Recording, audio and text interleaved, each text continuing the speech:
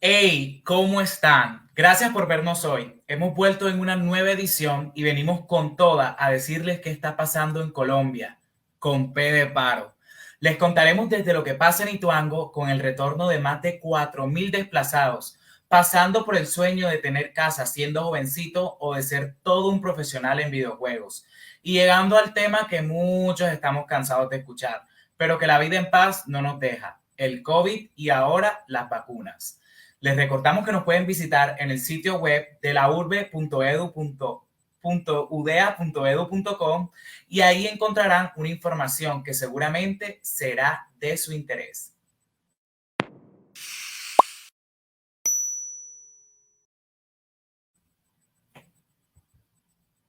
Como nunca pueden ser solo noticias buenas, abrimos el noticiero hablando de cómo por tercera vez en el año los campesinos de Ituango fueron desplazados. Ahora te contamos sobre el retorno de sus pobladores y qué les espera a ellos. A un retorno paulatino de las 4.099 personas desplazadas en Ituango, de las cuales 1.300 eran niños, niñas y adolescentes. Sin embargo, el plan de retorno consta de 19 compromisos con las comunidades. Dos campesinos desplazados contaron para esta nota que sí les prometieron reparaciones y ayudas, pero no hay fechas de cumplimiento o anuncios de próximas reuniones con los presidentes de las juntas de acción comunal. Lo único que recibieron para retornar fue transporte y mercados. Según la Unidad para las Víctimas, entregaron 72,5 toneladas de ayuda humanitaria. Por otro lado, a pesar de que para garantizar la seguridad, el ministro del Interior, Diego Palacios, luego de un Consejo de Seguridad el 28 de julio, anunció que aumentarían el pie de fuerza con 250 soldados, los campesinos entrevistados dijeron que ninguna entidad estatal los acompañó cuando volvieron a los territorios, y de las 28 veredas desplazadas, ni la mitad tienen este acompañamiento militar. Y volvieron con seguridad también, que de 4 veredas que está el ejército en las veredas garantizándole la seguridad para que ellos sigan labrando la tierra. Asimismo, un líder del casco urbano de Ituango contó que adicional a las garantías de seguridad que pueden durar unos días, lo más importante es la inversión social, porque semanas o meses después pasan por la misma situación debido a que el Estado no llega integralmente a estos territorios. La realidad tiene varias caras. Por un lado es cierto que hay un recrudecimiento del desplazamiento y uno puede identificar en este año, digamos que hay 5 regiones en donde esto ha sucedido y que eso incluye aproximadamente unos 8 municipios más críticos. Pero no estamos en los niveles de desplazamiento con situación de conflicto armado generalizado. Es más la lógica, esa es la lógica de violencias exploratorias para el acaparamiento de rentas o de rutas.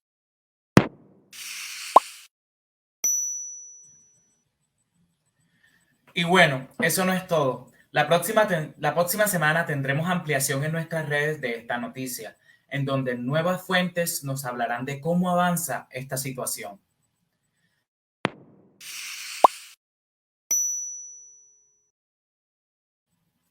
Seguramente en conversaciones con sus llavecitas han llegado a la conclusión de que en Colombia los jóvenes no tienen ni voz, ni voto, ni plata.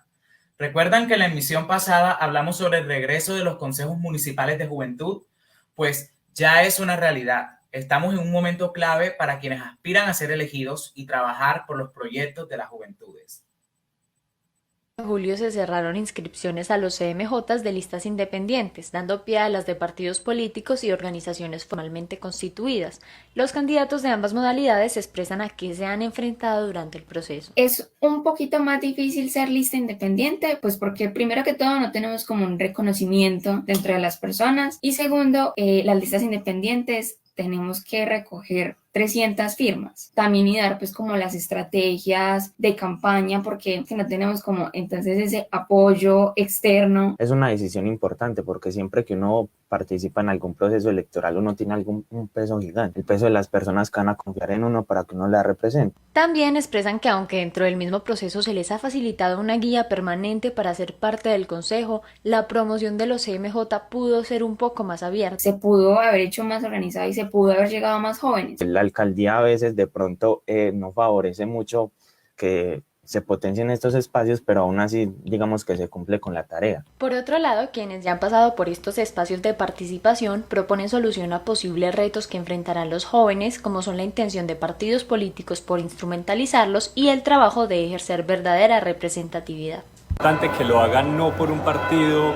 o movimiento porque les convenga, sino porque realmente lo sienten. Hay una afinidad con ese partido, con los principios. Van a estar los consejos de juventud, consejo con ese, que es de aconsejar, de orientar, pero están las plataformas de juventud, que lo que hacen las plataformas es ser veedores, hacer seguimiento a que los proyectos y los planes que giran en torno a juventud realmente se estén cumpliendo, pero hay que triangularlo con los jóvenes, digamos, de a pie, con quienes no están haciendo parte de procesos juveniles, pero que de alguna manera también están construyendo ciudadanía. Reconocer en los jóvenes como institucionalidad, interlocutores válidos, que en su diversidad, con sus ideas, con todo lo que implica el ser joven, tienen mucho para aportar a la construcción de las políticas públicas y a la construcción finalmente como sociedad.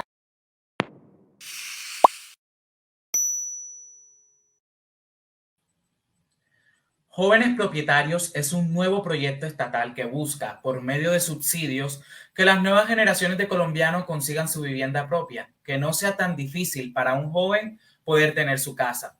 Sin embargo, las letras pequeñas en el contrato y las incongruencias con el ideal de la propuesta ponen en duda todo el programa.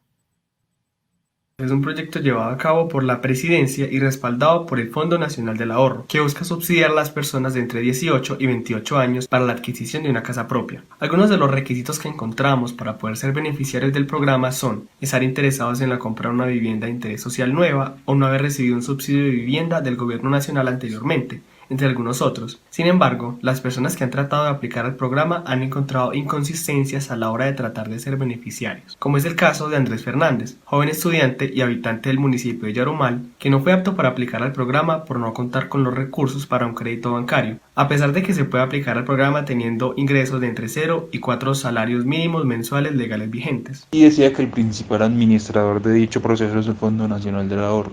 Entonces, primeramente me comunico con ellos y me dicen que para obtener el crédito con ellos debo estar afiliado a ellos mínimo un año y ya cesantías y obviamente no cumplir dicho requisito. Luego me comunico directamente con los encargados de dicho programa. Me dicen que debo de pedir un crédito con algún banco de mi elección y ya después de aprobado dicho crédito, sí puedo aplicar a dicho programa. Me comunico primero con Bancolombia y me dicen que si no tengo cierta cantidad de ingresos no puedo acceder a un crédito con ellos. Luego entro a la página del Banco de Bogotá, ahí directamente se llena un formulario para acceder a dicho beneficio y directamente su respuesta fue no, porque no pude demostrar ingresos. Por otro lado, conversamos con Omar Ortiz, ejecutivo comercial del Fondo Nacional del Ahorro, que nos contó sus percepciones sobre el programa.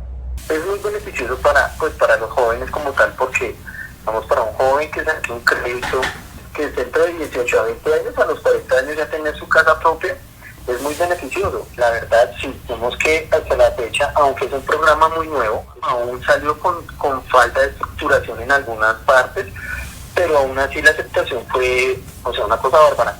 O sea, te puedo decir que como ejecutivo del Fondo Nacional del Ahorro, de 10 llamadas al día que recibía, 9 eran para el programa. Te podría decir que la aceptación entre los jóvenes pudo ser de un 95%.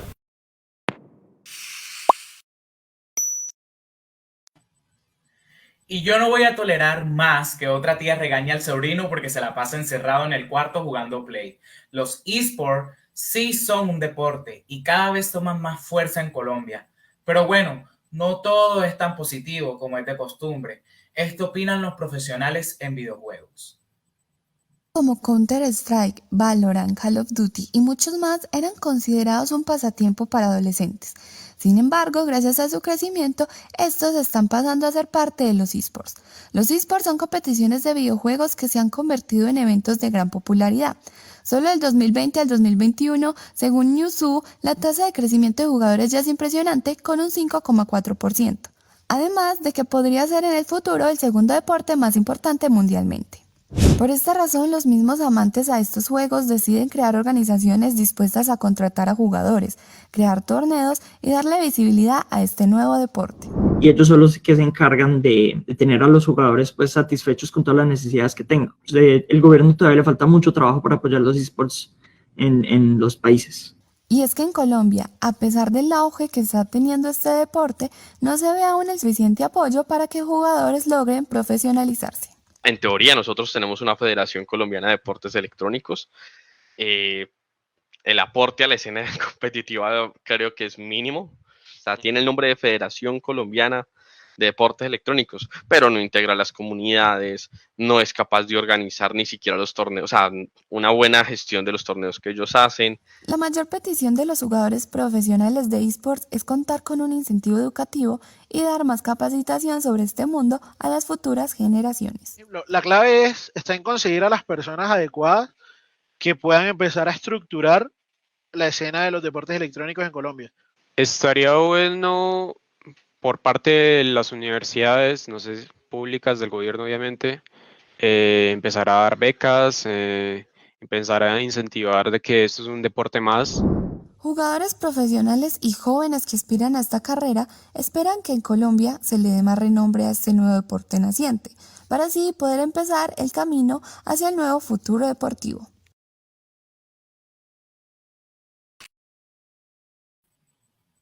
Bueno, y ahora el COVID. Van 6 meses desde el inicio del plan de vacunación. ¿Qué ha cambiado desde ese momento? ¿Realmente es una esperanza para el regreso de la normalidad? ¿Seguiremos haciendo este noticiero desde la virtualidad? Con el avance de la vacunación en el mundo... De febrero de este año, Colombia puso en marcha el Plan Nacional de Vacunación, con el fin de reducir la mortalidad e incidencia de casos graves ocasionados por coronavirus.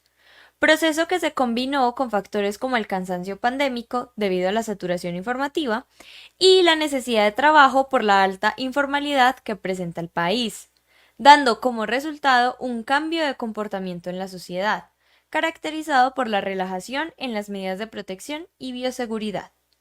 Las estadísticas frente a la vacunación son claras, y es que se ha logrado minimizar tanto las hospitalizaciones como las muertes por el virus. Primero lo vimos con los trabajadores de la salud, pues porque fueron los que primero se vacunaron. Y eso también ya lo hemos reflejado en los pacientes mayores, que antes eran la población más vulnerable frente a la enfermedad. Explica Juan Carlos Cataño, médico epidemiólogo. No obstante, el panorama es incierto, debido a que el porcentaje de población vacunada es muy bajo. El hecho de que, según el antropólogo Pablo Santamaría, la gente, a fin de cuentas, hace un esfuerzo muy grande por retomar la vida como la conocía antes del confinamiento, salir, encontrarse. Y también los debates sociales en torno a la decisión de vacunarse, ya que algunas personas, como dice Cataño, consideran que esto sigue siendo una gripita y que es más un manejo mediático el que se le está dando, más no algo que realmente los pueda afectar a ellos. Sin embargo, la esperanza de la continuidad con la vida normal sigue latente y, según una encuesta realizada, la gran mayoría de las personas considera que el proceso de vacunación es una gran oportunidad para esto, gracias a las libertades que ésta trae consigo.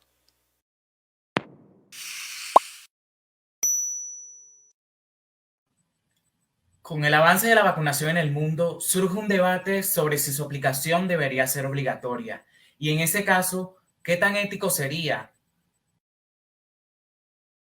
En una entrevista con El Tiempo en Washington, el ministro de Salud, Fernando Ruiz, confirmó que el gobierno no planea hacer obligatoria la vacunación. Sin embargo, también habló de la creación de un carnet electrónico que identificaría a quien se haya vacunado al momento de ingresar a lugares públicos. El epidemiólogo y docente Edwin Salazar explica. Puede haber una obligatoriedad disfrazada. Muchas empresas, para vos estar laborando, te pueden exigir, ya te vacunaste, para acceder a algunos nuevos empleos o a empleo, lo primero que te pueden decir es la vacuna. Llegar a una determinada región o entrar a otros países te están accediendo que estés vacunado. Un referente en esta discusión es, por ejemplo, el del Tribunal Europeo de Derechos Humanos, que decidió en marzo que ciertos esquemas de vacunación podrían ser obligatorios. Pero ¿no viola esto con los derechos de cada persona? La abogada Isabela Figueroa, docente de Derecho Internacional Público, responde.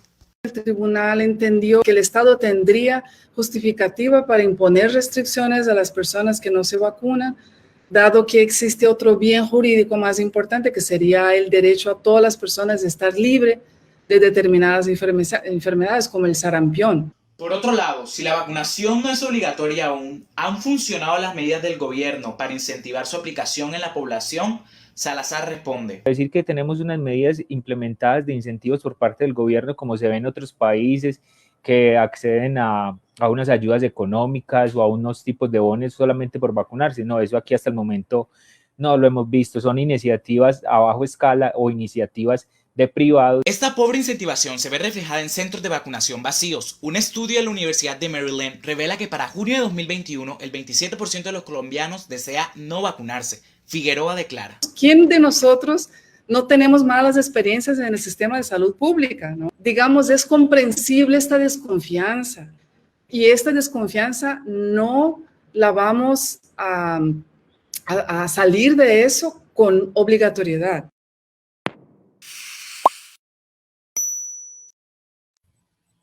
Y bueno, y para terminar esta sesión COVID, luego de la apertura económica y el inicio de un mes de gran importancia en la ciudad de Medellín por la celebración de la Feria de las Flores, vemos que se proponen restricciones al igual que en otros países de Europa.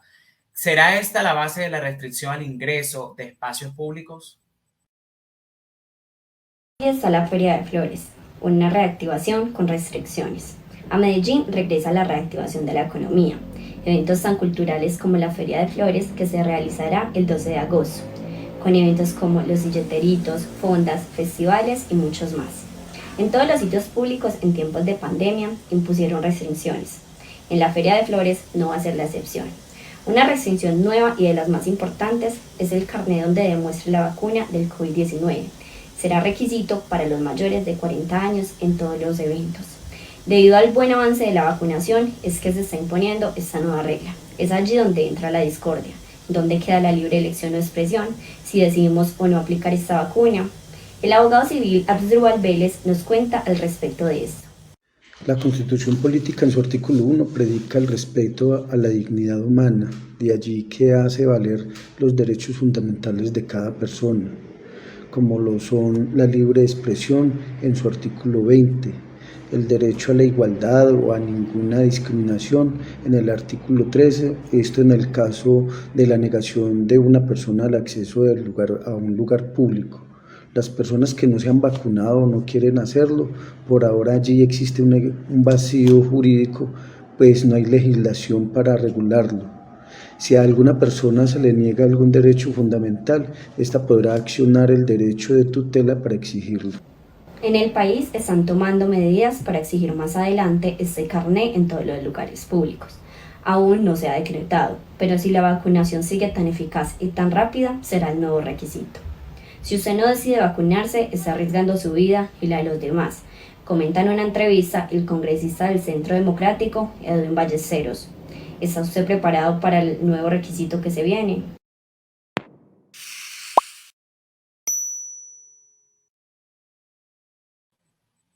Colombia enfrenta una crisis de fe. Los jóvenes cada vez comen menos cuento a la iglesia. ¿Por qué pasa esto en uno de los países más católicos de América Latina? Aquí te lo contamos. Y me di cuenta que la religión católica actual es una cosa muy diferente a lo que era en principio. Entonces, pues no creo en la iglesia católica, pero eso no significa que no tenga espiritualidad.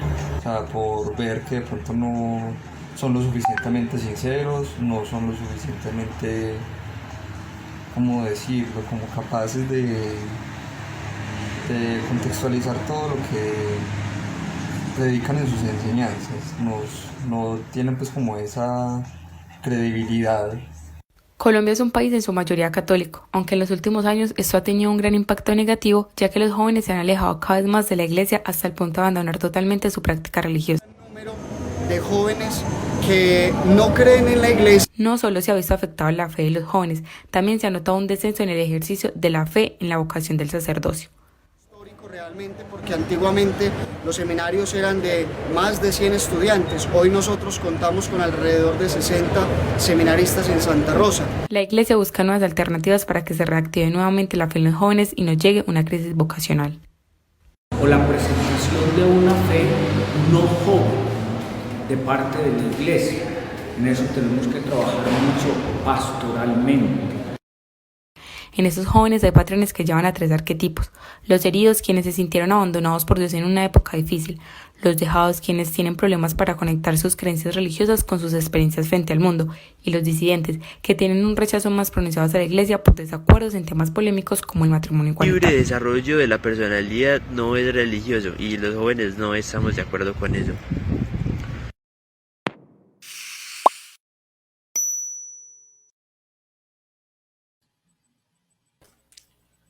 Hola Camila, ¿cómo estás? Hola Ángel, bien, ¿y tú?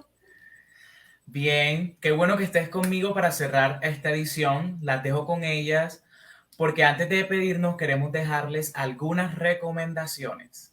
Bueno, tenemos 3 recomendaciones. La primera es el documental Mariposas, que es producido por la Mesa de Víctimas de Anorí.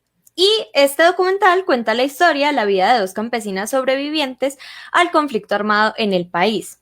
Este documental dura 24 minutos y se los traemos porque es una muestra de cómo desde la comunicación se construye memoria colectiva. También, por otro lado, si a ustedes les gusta escribir, esta convocatoria es para ustedes. Hasta el 22 de agosto están abiertas las inscripciones para el concurso nacional de escritura en las categorías de cuento y ensayo. El requisito más exigente es ser estudiante o docente, y seguramente muchos de ustedes lo son, y los invitamos entonces a que se metan a la página web, que además tiene también talleres gratuitos, y a crear sus propias historias. Y por último, si les gusta el cine, les cuento que en este momento se está grabando en distintas partes de Antioquia la película Los Reyes del Mundo de la directora colombiana Laura Mora. Y por eso les queremos recomendar su última película, Matar a Jesús, que fue grabada en Medellín y en nuestra alma mater. Excelente, súper recomendado todo lo que dijiste. Bueno, yo también tengo una recomendación. Ya salió el tan esperado álbum de Billie Eilish, Happier Than Ever, disponible ya en todas las plataformas de streaming como Apple Music, Deezer y Spotify. Por último, no se les olvide que no solo estamos aquí, nos encuentras como De la Urbe en Facebook, Instagram y TikTok. Gracias por acompañarnos durante esta emisión. Nos vemos la próxima semana. Nos vemos. Chao.